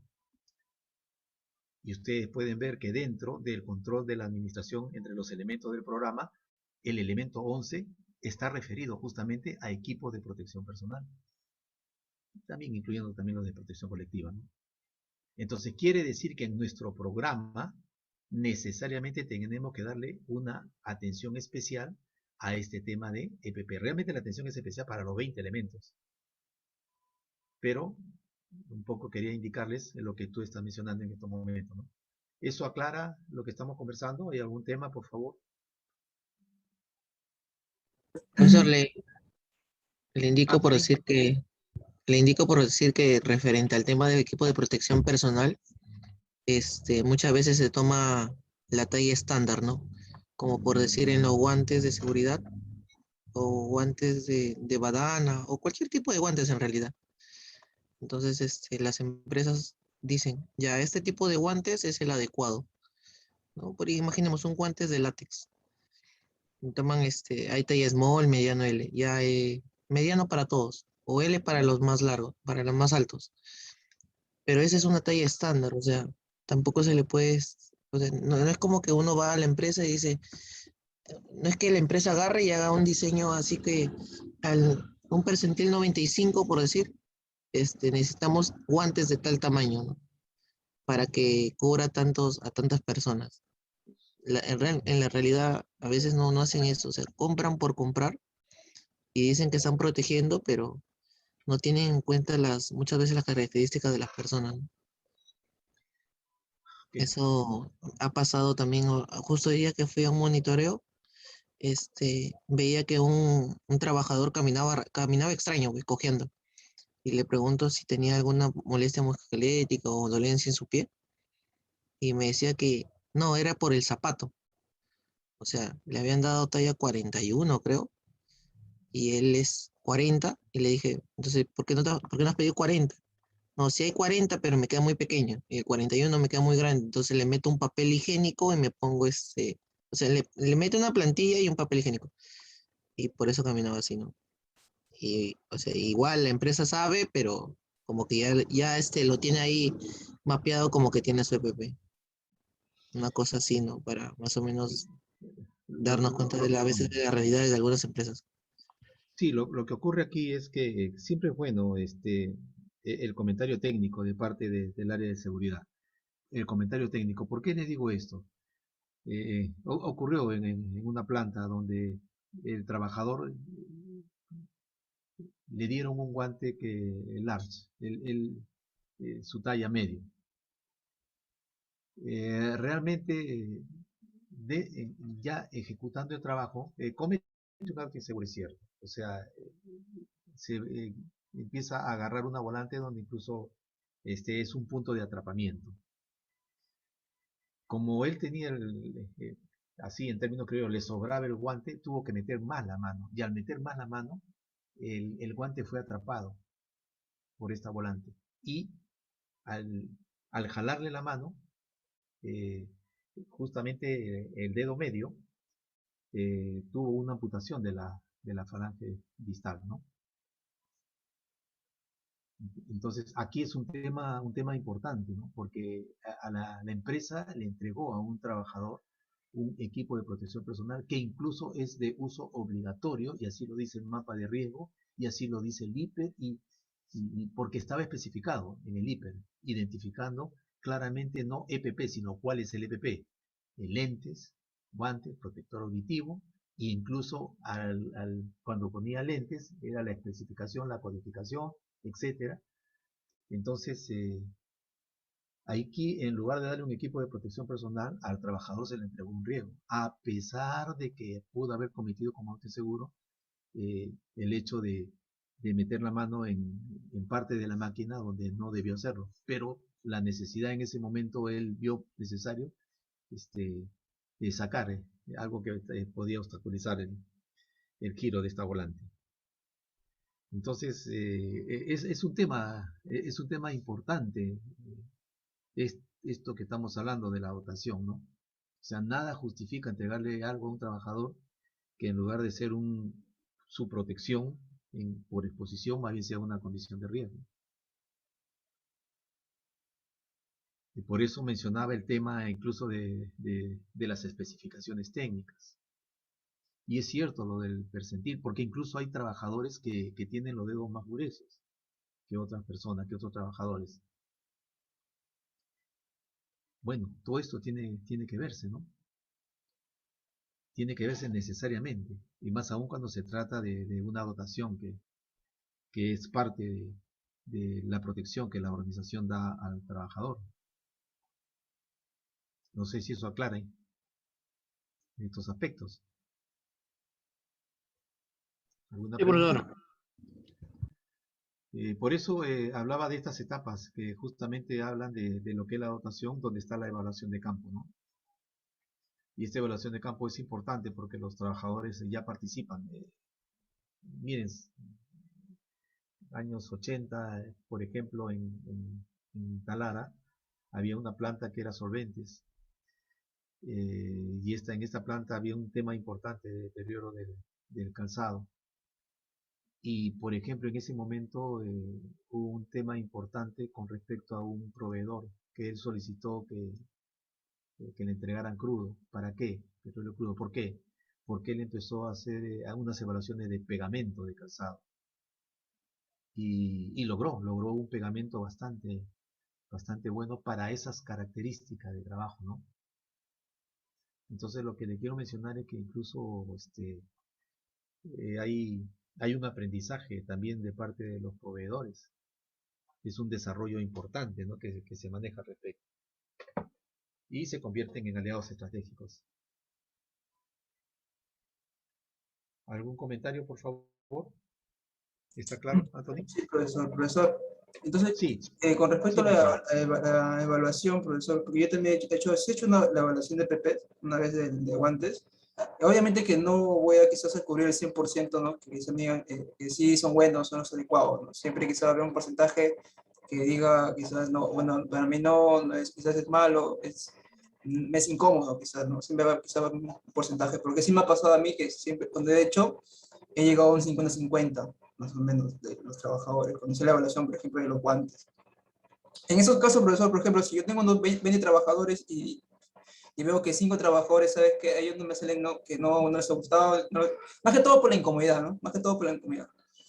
En esa parte, profesor, ¿cómo yo podría quizás interactuar con ellos, quizás, ¿no? Para, más que todo, de que ellos entiendan que el guante que ellos usan más que todo por su seguridad, ¿no? Muy aparte de quizás de la incomodidad. Y ya estamos hablando de un tema ergonómico, entonces se tiene que evaluar, Michael, necesariamente. Mira, puedo compartir con ustedes algo, y esto ocurrió, bueno, en una época bastante lejana, en los años 80. Había un guante de cuero cromo que era bastante, no solamente en su confección, ¿no? Que en características porque ahí acá tiene que ver mucho también con el espesor, tiene que ver también con la costura interna, que no forme borde que lastime la mano del usuario. Pero la mano, si ustedes se miran su mano tiene una conformación. Su mano no está en una posición rígida estirada, tiene una posición, es una curvatura normal que tiene la mano. Si ustedes ven su mano, en su posición más cómoda, y pónganla en diferentes posiciones, su mano.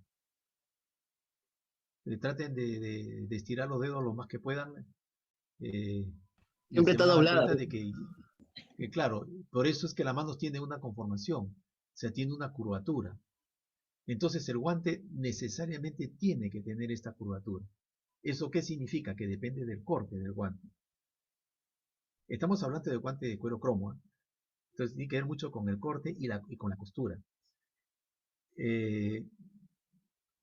Conversando con una amiga, eh, en lo que era anteriormente el mercado central en la calle Capón, había una señora de nacionalidad japonesa que preparaba, que confeccionaba vestidos para criaturas, solamente para mujercitas, hasta los 3 años. Usaba como tela bastante fina, y por lo tanto sus vestidos tenían un costo para la zona y para la realidad relativamente altos. Y esta señora solamente confeccionaba 6 vestidos en diferentes tallas, ¿no? ¿Qué pasaba? Que cuando la señora sacaba sus modelos, y ella aperturaba normalmente en esa época a 11 de la mañana, a las 12 del día ya había vendido sus vestidos. Pero al día siguiente, el mercado central estaba inundado de modelos equivalentes, lógicamente con diferentes telas. ¿Qué cosas hacían los diferentes ambulantes? Descosían los vestidos y esas eran las plantillas. Iban a las máquinas de corte, confeccionaban y al día siguiente tenían inundado el mercado con esos vestidos porque eran realmente bastante llamativos, eran muy bonitos, decían las personas que compraban estos vestidos. Este caso que les comento, lo conversamos en algún momento con los proveedores de guantes de cuero cromo. Yo solamente le comenté el caso de esta persona que elaboraba un traje eh, bastante interesante en su confección y calidad. Y entonces lo que le estaba diciendo es lo siguiente: oye, si esa empresa X tiene un guante de calidad que incluso es más caro que el guante que tú vendes, bueno, compre ese guante y ahí tienes la plantilla, ¿no? Eso es lo que les estaba diciendo. Eso favoreció en este caso, a mi empresa, porque los proveedores, al tener guantes equivalentes, ya era por un tema económico, que eso ya no lo manejábamos nosotros en seguridad, lo manejaba ya logística. Nosotros solamente manejábamos las especificaciones técnicas. Y ese es un ejemplo de lo que en ese momento se logró en cuanto a la dotación, ¿no? Imagínense eh, la dotación de 20.000 pares de guantes, que era para todo el periodo, porque no solamente estamos hablando de refinería, planta de venta, sino también estamos hablando hasta de estaciones que en ese momento manejaba la empresa, ¿no? Estaciones, surtidores, en fin, toda la logística que manejaba la empresa. Bueno, es una forma de aprendizaje que tuvimos, ¿no? A eso también se unía que cuando llegaban los lotes, Inditec, ¿qué hacía? Muestreaba el 10% y eran pruebas efectivas, ¿no? Entonces nosotros también muestreábamos y justamente veíamos todos estos aspectos, ¿no? Que tenía que ver con el espesor, porque ya habían especificaciones técnicas. Ya había el tema de resistencia física, resistencia química y el aspecto ergonómico. Y los trabajadores participaban de esta evaluación. Pero, nuevamente, esto no es una receta, ¿no? No se trata de eso. Pero sí de tener claro qué significa la gestión de EPP. Más aún si es uno de los elementos importantes dentro del control de pérdidas. ¿Eso aclara lo que estamos conversando, Michael? Sí, profesor, muchas gracias. No, estamos para compartir, para conversar un poco lo que se ha podido trabajar. Entonces, por eso es importante este tema que está referido justamente a los elementos de control, ¿no? Y ustedes ven que es el elemento 11. Y hemos hablado del tema de las desviaciones, controles, y aquí está el tema importante que mencionan ustedes, ¿no? El trabajador y su actitud, donde los factores personales de inseguridad indudablemente están, no sabe, no puede, no quiere o no está, y la combinación de todos estos aspectos. Donde aquí es importante entender que el factor humano es un punto clave en el control de riesgos laborales. Cuando se habla de la actitud laboral, se habla de la convergencia de 3 factores fundamentales, ¿no? La parte emotiva, el pensamiento y la acción. Esto es lo que conforma la actitud laboral. Por eso es que muchas veces ustedes pueden entender ahora por qué un médico no opera a sus hijos, no opera a sus padres, a su esposa, por un tema que está relacionado con la emotividad, ¿no? Por eso es que es importante cuando se habla de la actitud laboral entender dentro de la determinación de causas raíces, cuando ustedes ven la espina que va de la mano de obra y la motivación, ¿no? Nos estamos refiriendo a estos aspectos en el análisis, la mano de obra y su motivación. Por eso es que los planes motivacionales, quien es el técnico especializado en este tema, indudablemente es el psicólogo, ¿no? Porque tiene que ver mucho con la conducta, tiene que ver mucho con el comportamiento. Y a la pregunta que nos ha hecho Michael, aquí es importante, Michael, la participación, ¿no? Porque en las organizaciones siempre tenemos a los técnicos que manejan los aspectos psicológicos, ¿no? O psicolaborales.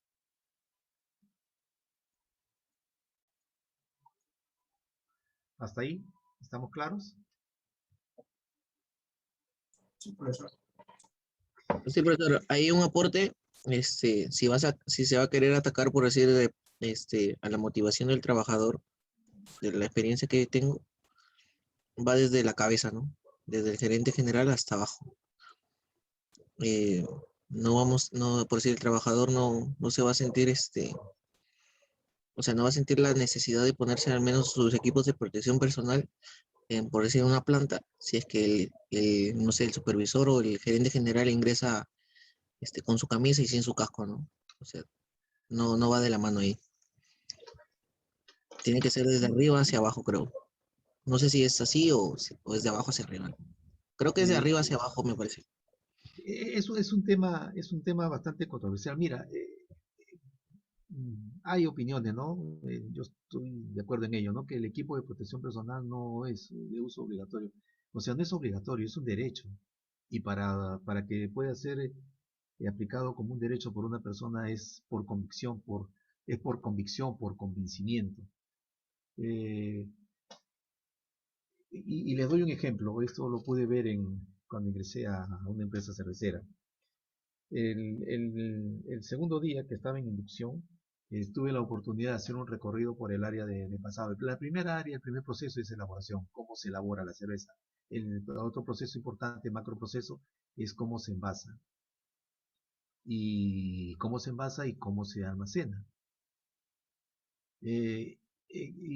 Esto fue, yo estaba en el segundo turno, aproximadamente a las 6:30 de la tarde que empecé a hacer mi recorrido por planta después de la parte teórica, empecé a escuchar que en el área de almacén caían las botellas, las cajas. Entonces, bueno, ya me acerqué, ya me habían dado la oportunidad de hacer mi recorrido solo. Y lo primero que pude apreciar fue a un montacarguista bien equipado, guantes, casco, lentes y protectores auditivos. Pero los lentes los tenía sobre el casco. Y eran lentes de seguridad. O sea, estaba moviendo porque incluso hice mi recorrido por almacén, bueno, en fin, etc. Eran lentes de seguridad y era de uso obligatorio. Y cuando me acerqué, un motocarrista ya de experiencia, tenía más de 35 años trabajando en la planta Rimac. Y le pregunto, ¿no? Le pregunto sobre el trabajo, sus características, etcétera, etcétera. Y ahí es donde le digo a qué está expuesto, ¿no? En este trabajo, cuáles son los peligros. Y él tenía claro que era la caída de botellas y su explosión, donde las esquirlas salen pues en diferentes direcciones. Y como todos ellos decían, es una bombita. Incluso a muchos trabajadores habían tenido lesiones importantes, incluso en algún momento, muchos años, habían perdido hasta la vista, alguno de ellos, un ojo. Y este señor, que incluso fue una de las glorias importantes del fútbol de antaño, se apellida Lovera, cuando empezamos a conversar y por qué no usaba el lente, me agarró y me dijo, siéntese ingeniero, y me senté en el montacarga. Porque yo también tenía un lente de seguridad como el que él tenía, eran equivalentes. Eran lentes de seguridad que tenían un refuerzo lateral, donde están las patitas de los brazos de los lentes, y como ahí está el punto de fatiga, tienen un refuerzo. Y en la parte superior del lente tienen un ribete, porque por ahí pueden ingresar las esquilas. Entonces era una forma de proteger, ¿no? En la parte superior con el ribete y en la parte lateral con ese refuerzo que hacía que hubiera un sellado en el rostro del trabajador. El tema era que 6:30 de la tarde en ese almacén la luz es blanca. El tema es que con ese ribete había una brillantez y con el tema del refuerzo lateral había una distorsión de la línea de visión. Cuando conduce un montacargas, una persona, un montacarguista, levanta parihuela y simplemente va a la ruma y coloca, no tiene que, o sea, la vista tiene tres funciones, ¿no?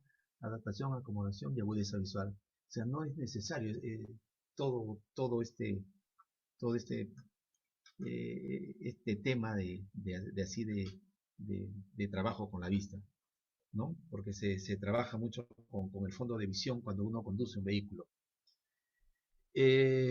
Entonces, estas características del lente, pues no eran las adecuadas, a pesar de ser un equipo de protección personal, a pesar de cumplir estándares,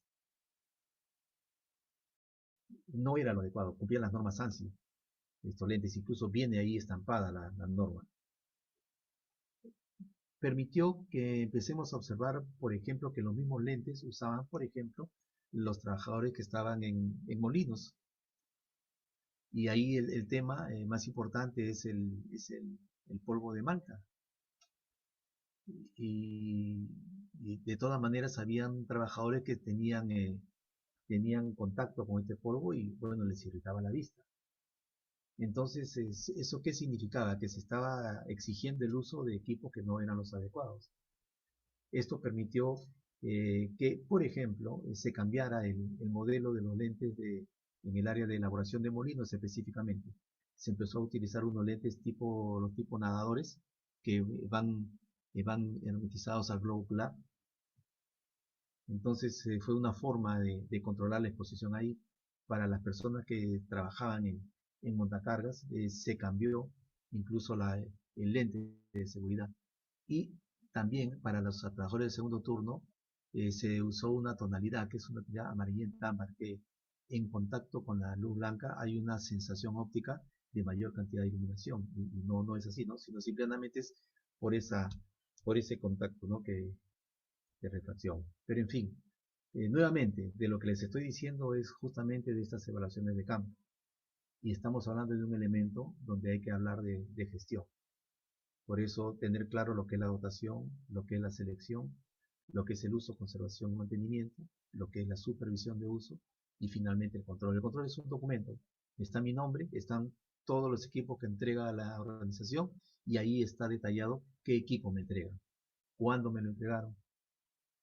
Y si hay algún cambio del equipo, también ahí figura. Pero en ese documento no refleja si yo uso o no uso el EPP.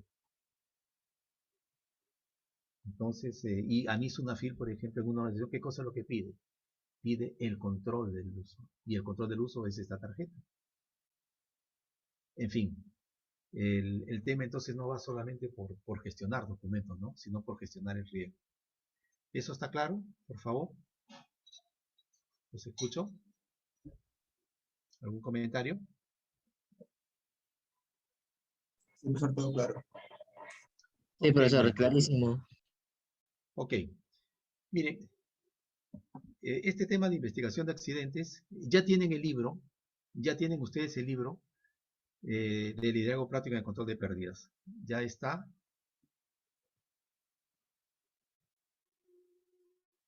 En estos momentos, veo incluso hasta la señora Silvia Pizarro también ha colocado el libro. El libro yo también se los he pasado, ya lo tienen ustedes. ¿Pueden verlo?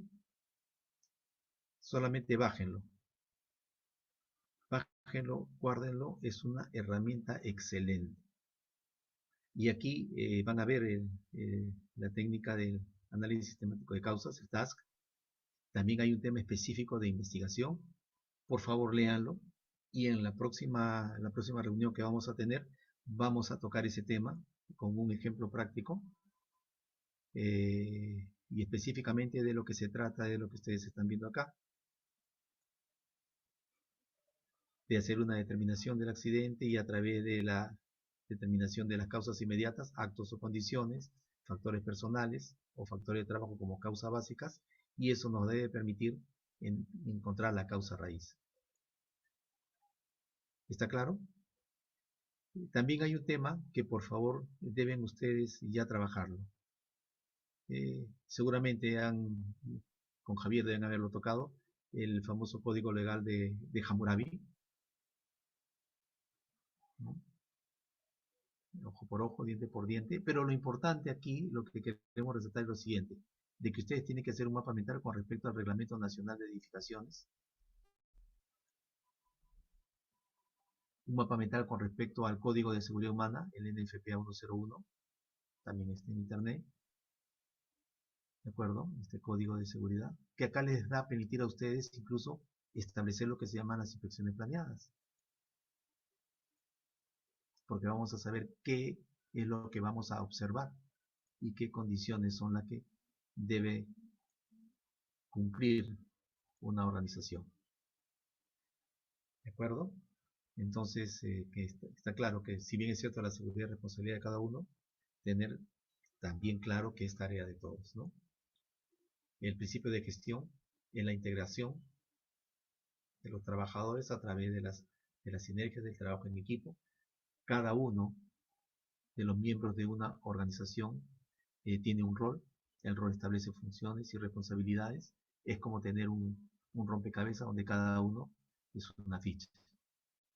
Siempre la aplicación del proceso de mejora continua y la medición constante, ¿no? Porque el análisis permite saber cómo vamos en los términos de mejora y eso está en función a los resultados que siempre se obtiene en cada ciclo de mejora. ¿Hasta ahí está claro? ¿Hay alguna pregunta, por favor?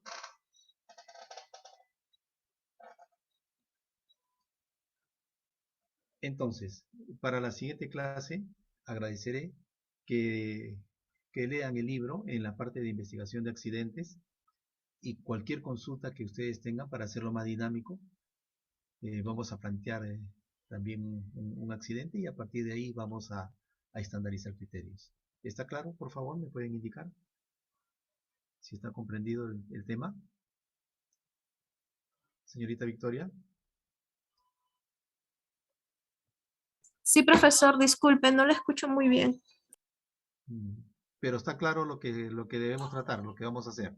Sí, profesor, sí le entendí, estaba tomando apuntes. Solo que al último no la escuché muy bien. Le decía que usted ya tiene en el chat, ya tiene usted el libro de liderazgo práctico de control de pérdidas. Sí, justo lo había descargado. Ah, ok. Entonces, y seguramente ella vio que hay un tema importante referido a investigación. Sí, estaba dándole una ojeada, pero ¿Ya? fue muy rápido, no me No se percaté bien. preocupe, no se preocupe, por favor. La idea es que